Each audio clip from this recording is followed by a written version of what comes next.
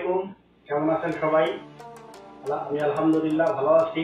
আমি মোহাম্মদ সালমান সর্দার, একজন সৌদি আরব প্রবাসী। আজকে আমি রান্না করব উটের মাংসের খেপসা। একটা পার্টি আছে, আমার প্রোফাইলে দুইটা বন্ধু আছে, তাদের জন্য এই উটের মাংসের খেপসা বানাবো। অনেক সুন্দর মাংস, এখানে 5 কেজি মাংস আছে উঠে, এটা দিয়ে সুন্দর করে খেপসা বানাবো। আশা করি পুরো ভিডিওটা সাথে থাকবেন। দেখেন, মাংসগুলি প্রথমে আমি গরম পানি দিয়ে সুন্দরভাবে পরিষ্কার করে নেব, এই কারণে যাতে খাওয়ার সময় ময়লা না গন্ধ না আসে। গরম পানিতে যখন মাংসগুলি দিছি, যে ময়লাগুলি বের হয়েছে তা আমি সরাই নিছি যাতে টেস্টটা ভালো আসে। তারপরে আমি এখানে পাতিল দিছি, পাতিলে এবং তেল দিয়ে আপনি মশলা দিছি, শুধু লেমন, লবণ, দারচিনি, এলাচ, মিক্স মশলা, ব্যাস। আমরা বেশি মশলা ইউজ করি না।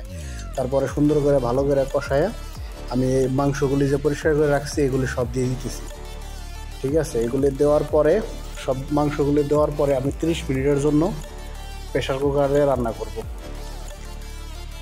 মাংসগুলি দেওয়ার পরে পানি আমি গরম করে রাখি, তারপরে গরম পানি দিয়ে ঢাকনা দিয়ে সুন্দর করে 30 মিনিটের মতো রান্না করব। ঠিক আছে, 30 মিনিটের জন্য অপেক্ষা। এরপরে 30 মিনিট শেষ হয়ে গেছে। এখন আমি প্রেশার কুকার থেকে মাংসগুলি আলাদা আরেকটা পাতিলে দিয়ে রাখবো, সুন্দর করে খুব সাবধানে, মাংসগুলি যাতে না ভাঙে সেই জন্য আস্তে আস্তে মাংসগুলি আমি আরেকটায় পাতিলে রাখতেছি। মাংসগুলো প্রায় মাংসগুলি রাখা শেষ হয়ে গেলে এর ঝোলগুলি দিয়ে আমি বাহিরে থেকে চাউল আগে রেডি করে রাখছিলাম, তারপরে এখন চাউলগুলি দিয়ে দিতেছি যাতে ওই মাংসের যে ঝোল সেটা দিয়েই আমি চাউলটা পাকায় ফেলাবো, এমনকি মাংসটাই দিতে কিছু সবজি দিতেছি, কাঁচামরিচ, আলু, গেরা, এগুলি। তারপরে আমি আরেকটু লবণ দেওয়া বাকি আছে পরিমাণ মতো, আরেকটু লবণ দিয়ে 12 মিনিটের জন্য প্রেশার কুকারে ঢাকা দেবো সুন্দর করে। এরপর আমি কিছু সালাতা আছে কাটার জন্য, সালাতা কেটে রাখতেছি, প্লাস আমরা যে একটু পরে খাওয়াবো সাহান, সেই সাহানটা পরে ভালো করে পরিষ্কার করে রাখতেছি।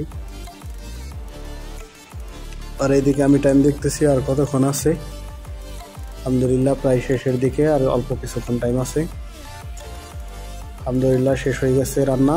এখন আমি প্রেশার কুকার থেকে চাউলগুলো আলাদা করে নিব। চাউলগুলো ঢেলে তার উপরে সুন্দর করে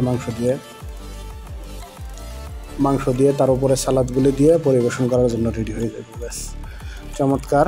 চাউলগুলো সুন্দরভাবে ছড়াই দিতেছি সারা সাহান ভরে, তারপর উপরে যে মাংসগুলো বের করে রাখছিলাম আলাদা, সেই মাংসগুলো চমৎকারভাবে দিয়ে দিতেছি। ঠিক আছে, তারপরে সবগুলো দেওয়া হয়ে গেলে বাদে যে সালাদগুলো কেটে রাখছিলাম সেই সালাদগুলি আছে সেটা এখন দিয়ে দেব। আলহামদুলিল্লাহ ফাইনালি রেডি হয়ে গেছে উটের মাংসের খেপসা। তা ভিডিওটা কেমন হইলো সকলেই জানাবেন, এবং কি ভালো লাগলে সাবস্ক্রাইব করবেন চ্যানেল এবং পাশে থাকবেন।